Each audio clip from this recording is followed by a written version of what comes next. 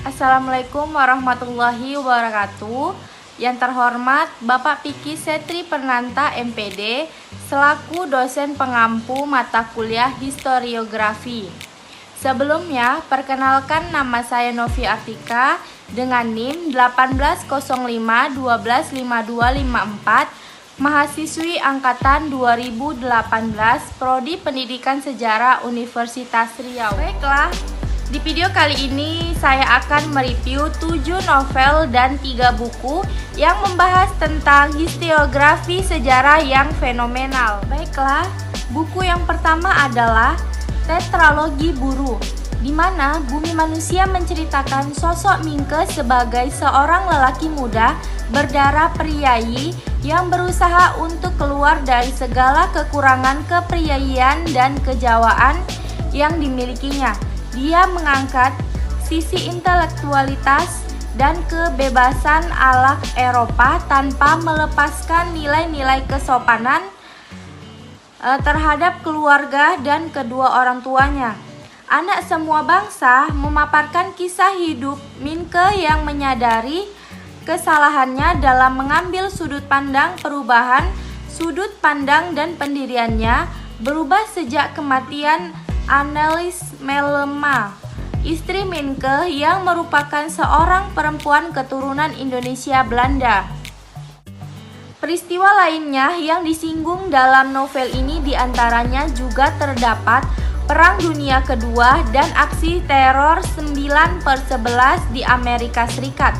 Dapat dikatakan bahwa novel ini cukup akurat dalam memberikan pemaparan historis Indonesia dan kondisi keluarga berbeda, latar belakang berujung pada disfungsi keluarga. Yang kedua yaitu novel yang berjudul tentang Moimi.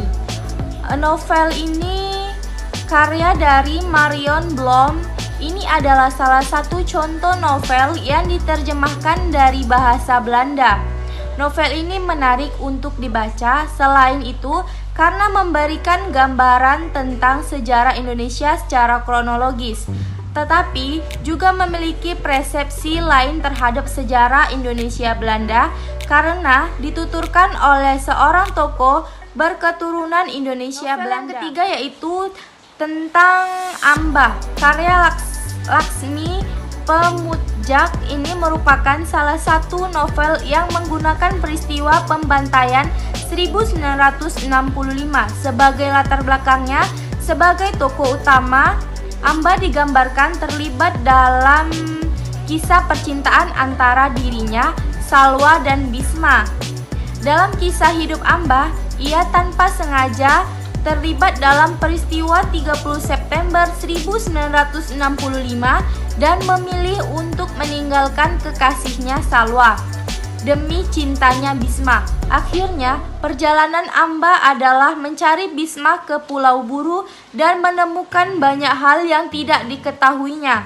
Novel setebal 467 halaman ini mudah untuk dibaca karena bahasa dan alur ceritanya yang mudah untuk dipahami, yaitu tentang sejarah Nusantara. Sejarah Nusantara, The Malay Archipelago adalah buku yang ditulis oleh Alfred Russel Wallace yang diterbitkan pada tahun 2015. Buku yang terdiri dari 856 halaman ini berisi tentang perjalanan Wallace di Kepulauan Melayu. Wallace adalah seorang ahli biologi, antropologi, geografi, dan sosiologi. Dalam buku ini, Wallace menjelaskan tentang pembagian fauna dan penyebaran geografis spesies hewan. Pembagian fauna tersebut kemudian dikenal secara luas dengan istilah garis Wallace. Buku yang kelima yaitu tentang halaman terakhir. Buku berjudul Halaman Terakhir bisa dibilang kalau buku ini adalah satu dari sekian banyak buku biografi yang ditulis dengan gaya fiksi mengalir dan menarik. Buku ini berkisah tentang perjalanan Huygens dalam menyelidiki dan mengungkap dua kasus besar di era 1970-an, kasus perkosaan Sumaria dan kasus penyeludupan mobil oleh Sony Cahya. Ini seharusnya dapat menjadi dua kasus besar di penghujung karirnya. Sayangnya, Huygens harus dikalahkan oleh kuasa yang jauh lebih besar dari dirinya sehingga kedua kasus itu harus ditutup. Buku keenam yaitu tentang Mahabharata. Buku kitab epos Mahabharata Laksana adalah buku yang ditulis oleh C. Rajangovalachari dan diterbitkan oleh penerbit Laksana.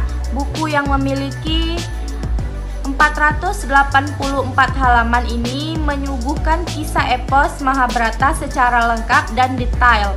Kisah kuno dari tanah India tentang kehidupan 5 Pandawa ini dikemas secara menarik dan enak dibaca. Tidak hanya berisi tentang kisah kepahlawanan, tetapi juga menampilkan relasi sosial, filsafat, dan konsep etika dari kebudayaan Timur. Buku yang ketujuh yaitu tentang Saksi Mata. Karya Seno Gumira Aji Dharma ini merupakan kumpulan cerita pendek yang menggunakan Timor Leste. Dulu Timur sebagai latar belakang ceritanya sebelum melepas dari Indonesia. Cerita dalam buku Saksi Mata ini menarik sekaligus menegangkan karena adanya pemaparan konflik yang terjadi.